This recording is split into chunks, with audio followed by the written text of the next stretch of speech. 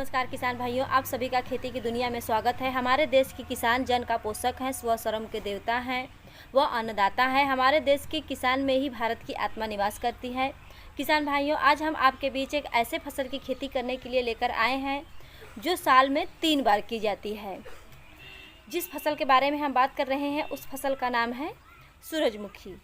जी हाँ किसान भाइयों, सूरजमुखी एक ऐसा फसल है जिसकी खेती साल में 3 बार की जाती है। पहला खरीफ, रबी और जायद, तीनों सीजन में इसकी खेती की जाती है।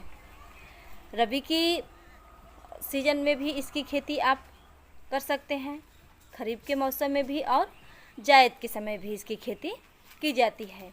सबसे अच्छी सूरजमुखी की खेती जायद के मौसम में मानी जाती है, यानी फरवरी से मार्च महीने में।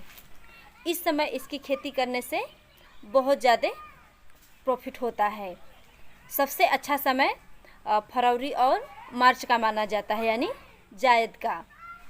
किसान भाइयों, सूरजमुखी की खेती ऐसी खेती है जिसको करने से किसान भाइयों को बहुत ज़्यादा प्रॉफिट होता है।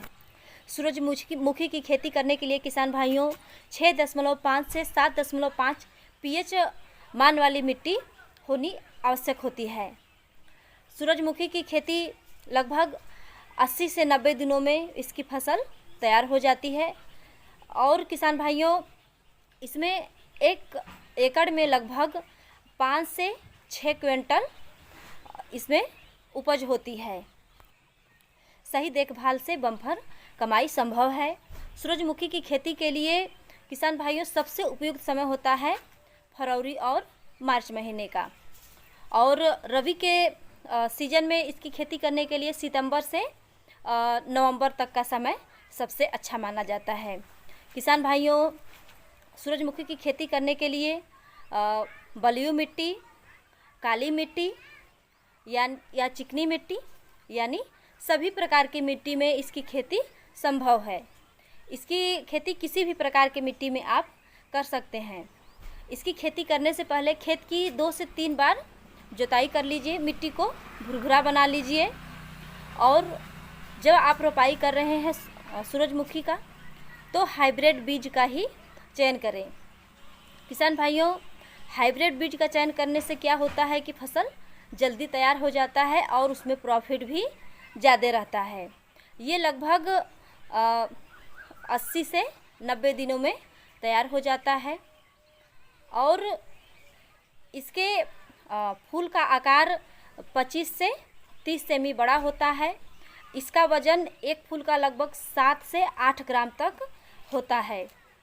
किसान भाइयों, सूरजमुखी की खेती करने के लिए कितने उर्वरक की आवश्यकता होती है, कौन कौन से? किसान भाइयों, 20 से 25 किग्रा यूरिया यानी नाइट्रोजन की मात्रा, और 15 से 20 किग्रा फास्फोरस, और 10 से 15 किग्रा पोटास, और 1 से 1.5 किलो नर्चर केयर, जो कि मैनकाइंड कंपनी का आता है। नर्चर केयर ऐसा प्रोडक्ट है जो कमज़ोर पौधे में भी जान भर देता है। वह बहुत ही अच्छा प्रोडक्ट माना जाता है। एक बार आप उसका फसल में यूज करके ज़रूर देखिएगा, आपको रिजल्ट बहुत ही बेहतर मिलेगा। किसान भाइयों, इसकी सिंचाई कुल लगभग 3 से 5 बार करनी चाहिए, और जब इसमें फूल आ रहे हों और दाने भरने की प्रक्रिया शुरू हो, उस समय सिंचाई की बहुत ही आवश्यकता होती है।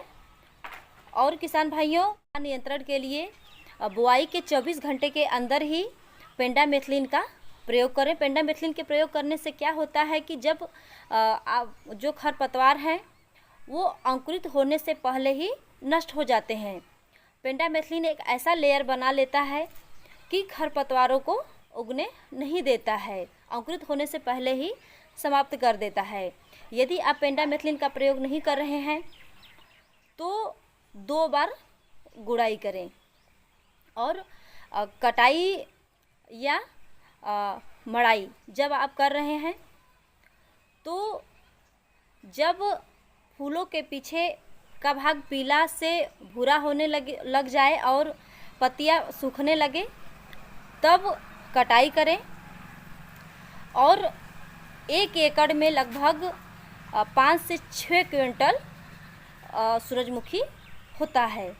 किसान भाइयों को 5 से 6 क्विंटल 1 एकड़ में मुनाफा होता है। किसान भाइयों, ये 3 से 4 महीने की अल्पकालीन फसल मानी जाती है। और सूरजमुखी की खेती करने के लिए सबसे अच्छे बीज किस कंपनी के माने जाते हैं? जैसे अंकुर सीड, पायनियर और सिजेंटा कंपनी के सूरजमुखी के बीज बहुत ही अच्छे माने जाते हैं।